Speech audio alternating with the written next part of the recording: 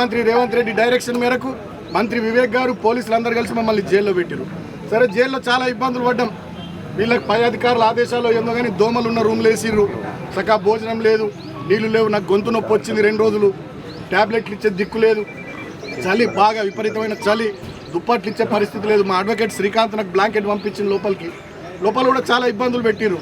మీరు ఇటు తిరగొద్దు అటు తిరగొద్దు రిస్ట్రిక్షన్స్ మాకు. సరే, భరించినాం. ఇవాళకి 16 రోజులు. నేను ఇప్పుడు కోరుతా ఉన్న వివేక్ గారిని, ముఖ్యమంత్రి రేవంత్ గారిని, మీ కళ్ళు చల్లబడ్డాయా? మీ కక్ష తీరిందా? మీ కడుపు మంట చల్లారిందా? నన్ను జైల్లో పెట్టిరుగా 16 రోజులు.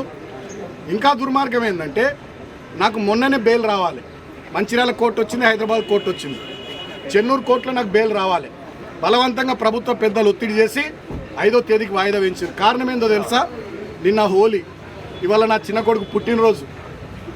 ఈ 2 సందర్భాలలో నేను నా ఇంటికాడ నా కుటుంబ సభ్యులతో ఉండొద్దనే ఒక సాడిస్టిక్ ప్లెజర్, పైశాచిక ఆనందం కొద్దీ నిన్న ఇయ్యాల నన్ను జైల్లో ఉంచాలని చెప్పి 5వ తేదీకి వాయిదా వేయించారు.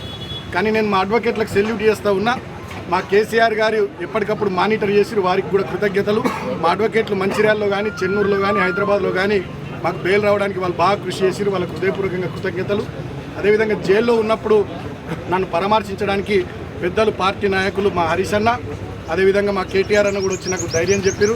వారితో పాటు మాజీ మంత్రులు మా జోగు రామన్న గారు, వేముల ప్రశాంత్ రెడ్డి గారు, కొప్పులీశ్వర్ గారు, గంగుల కమలాకర్ గారు, అదేవిధంగా ఎమ్మెల్యేలు కోవ లక్ష్మక్క, మా అనిల్ జాదవ్ అన్న, కోరుట్ల ఎమ్మెల్యే సంజయ్ అన్న, అదేవిధంగా మా బావ కుత్బుల్లాపూర్ ఎమ్మెల్యే వివేక్ గౌడ్ గారు, మా సోదరుడు ఎమ్మెల్సీ షంబిపూర్ రాజు గారు, పల్ల రాజేశ్వర్ రెడ్డి గారు, అదేవిధంగా మాజీ ఎమ్మెల్యేలు మా కోనప్ప గారు, దివాకర్ రావు గారు, చిన్నయ్య గారు, మా గొంగిడి సునీత మహేందర్ రెడ్డి అక్క, అదేవిధంగా మా జాజుల సురేందర్ అన్న, ఇట్లా చాలామంది పెద్ద రాష్ట్ర స్థాయి నాయకులు కానీ, మా విద్యార్థి విభాగం సోదరులు కానీ, యూత్ విభాగం సోదరులు కానీ అందరూ వచ్చి నాకు మనోధైర్యాన్ని ఇచ్చింది.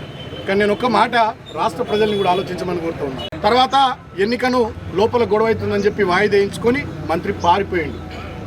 ఈ విషయాలన్నీ కూడా మేము బయటకు తీసుకొచ్చి ప్రజల ముందు పెడితే దాన్ని తట్టుకోలేక మంత్రి వివేక్ గారు మా మీద అక్రమ కేసులు 25 మంది మీద పెట్టించి మమ్మల్ని 18వ తేదీ నాడు జైలుకు పంపించిండు. సరే, మాకు కేసులు జైలు కొత్త కాదు. కానీ నేను ఒకటే మాట కోరుతా ఉన్న తెలంగాణ ప్రజలను ఆలోచించమని. కేసీఆర్ గారు ఆనాడు 2023లో మేము అసెంబ్లీ ఎన్నికల్లో ఓడిపోయినాం. 64 సీట్లు కాంగ్రెస్ ప్రభుత్వానికి వస్తే ప్రజా తీర్పును గౌరవించి కేసీఆర్ గారు ప్రగతి భవన్ను 1 నిమిషంలో విడిచిపెట్టి వారు ఎర్రవెల్లిలోని వారి సొంత ఇంటికి బయలుదేరారు. మరి ఇక్కడ 22 స్థానాలకు గాను 14 స్థానాలు మాకు వచ్చి 7 స్థానాలే కాంగ్రెస్ పార్టీకి వస్తే వాళ్ళు ఎట్లా చైర్మన్ అవుతారు? మరి ఇక్కడ ప్రజా తీర్పును మంత్రి వివేక్ గారు కానీ, ముఖ్యమంత్రి రేవంత్ రెడ్డి గారు కానీ గౌరవించాలి కదా. గౌరవించకపోగా కౌన్సిల్లో దుశ్శాసన పర్వం, బయట మా మీద రాళ్ల దాడులు, పోలీసులతో మా మీద అక్రమ కేసులు, మమ్మల్ని జైళ్లలో పెట్టుడు.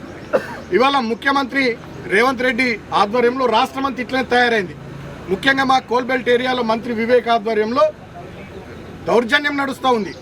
మా మంచిర్యాల కలెక్టర్ నుంచి మొదలుకుంటే ఎంఆర్ఓ దాకా విశాఖ ఇండస్ట్రీస్లో ఎంప్లాయీస్ అయిపోయారు. వాళ్ళు ప్రభుత్వ ఉద్యోగులు గారు. మంచిర్యాల డీసీపీ భాస్కర్ నుంచి మొదలుకుంటే రామకృష్ణాపూర్ ఎస్ఐ దాకా వాళ్ళు విశాఖ ఇండస్ట్రీస్ ఎంప్లాయీస్ అయిపోయారు తప్ప పోలీసులు లెక్క లేరు. ఆ ప్రాంతంలో పోలీసులు, రెవెన్యూ ఉద్యోగులను ఎవరు లేరు. అందరు విశాఖ ఇండస్ట్రీస్ ఎంప్లాయీస్ అయిపోయారు. చాలా బాధాకరం. ఇంకొకటి ఏంటంటే, అన్నిటికన్నా దుర్మార్గమైనది, సరే రాజకీయాల్లో గెలుస్తాం, ఓడిపోతాం, గెలుపును కానీ ఓటమిని కానీ హుందాగా స్వీకరించేటటువంటి సంస్కారం, ఆ ధైర్యం ఉండాలి, ఆ దమ్ము ఉండాలి. వివేక్ గారు చెన్నూరులో 18 స్థానాలకు గాను వాళ్ళు 11 గెలిచారు కాంగ్రెస్ పార్టీ, మేము 4 గెలిచినాం. నేను స్టేట్మెంట్ ఇచ్చిన, చెన్నూరు ప్రజలు ఇచ్చినటువంటి ప్రజా తీర్పును గౌరవిస్తున్నాను నేను స్టేట్మెంట్ ఇచ్చిన. మరి కేతన్పల్లిలో మీరు ఎందుకు గౌరవించారు ప్రజా తీర్పును? గౌరవించకపోగా మీరు చేస్తున్నది ఏంది? ఒక వికృత రాజకీయ దుర్మార్గపు క్రీడకు మీరు తెరలేపిర్రు. అసలు ఎన్నడన్నా కోల్బెల్ట్ ఏరియాలో ఈ రకమైనటువంటి కక్ష సాధింపులు ఉన్నాయా? 10 ఏళ్ళు మేము ఉన్నాం. నేను ఎంపీగా ఉన్నా, ఎమ్మెల్యేగా, ప్రభుత్వ విప్పుగా నేనున్నా. ఎవరినైనా జైలుకు పంపించినా, అక్రమ కేసులు పెట్టించినా ఎటు తీసుకుపోతున్నారు మీరు ఆ ప్రాంతాన్ని? మీరేం చెప్పి అడిగారు?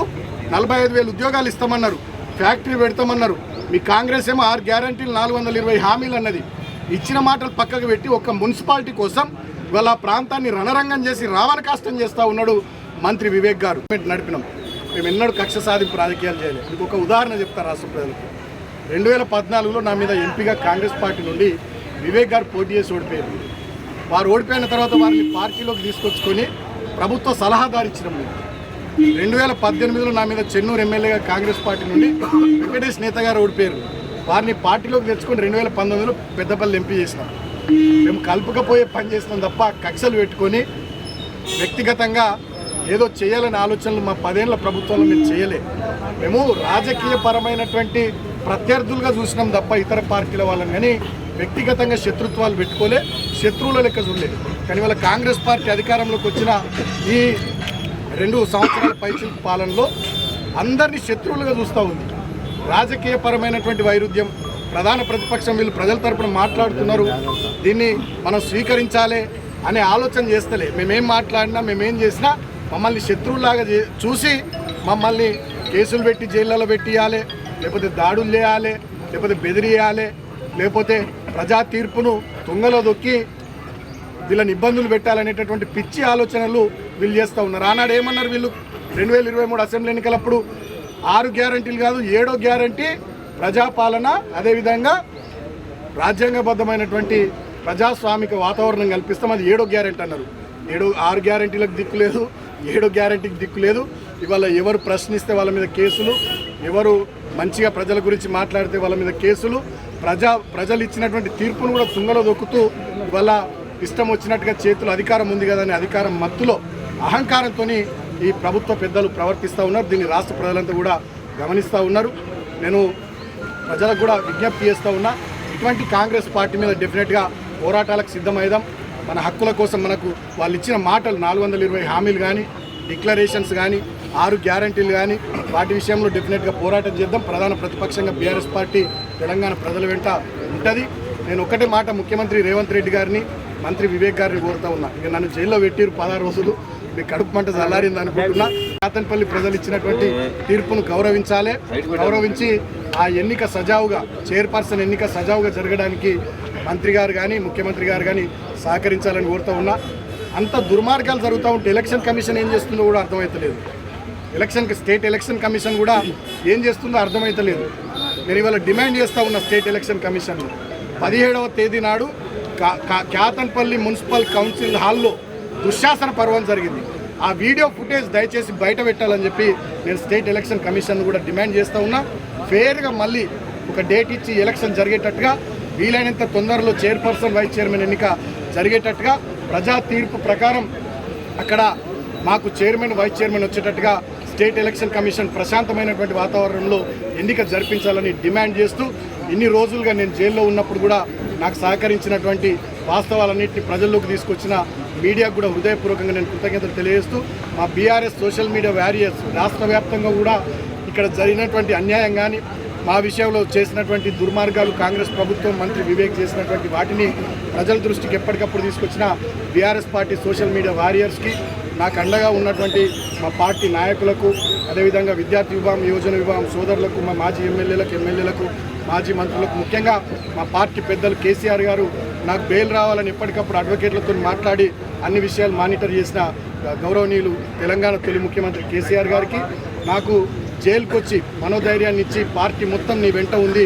అధైర్యపడకు, గట్టిగా నిలబడని చెప్పి నాకు విశ్వాసాన్ని కల్పించిన, నమ్మకాన్ని కల్పించిన మా అన్న వర్కింగ్ ప్రెసిడెంట్ కేటీఆర్ అన్నకు, మాజీ మంత్రి హరీష్ అన్నకు హృదయపూర్వకంగా కృతజ్ఞతలు తెలియజేస్తూ, ఈ సమయంలో నాకు అండగా ఉన్నటువంటి చెన్నూరు నియోజకవర్గం మా పార్టీ శ్రేణులు కానీ, అదేవిధంగా మంచిర్యాల జిల్లా పార్టీ శ్రేణులు కానీ, మరి ముఖ్యంగా ఇక్కడ స్థానిక మాజీ మంత్రి గారు, మా మాజీ ఎమ్మెల్యే మా పెద్దన్న, మళ్ళీ 100% 50-60 వేల మెజార్టీతో హైదరాబాద్ ఎమ్మెల్యేగా గెలిచి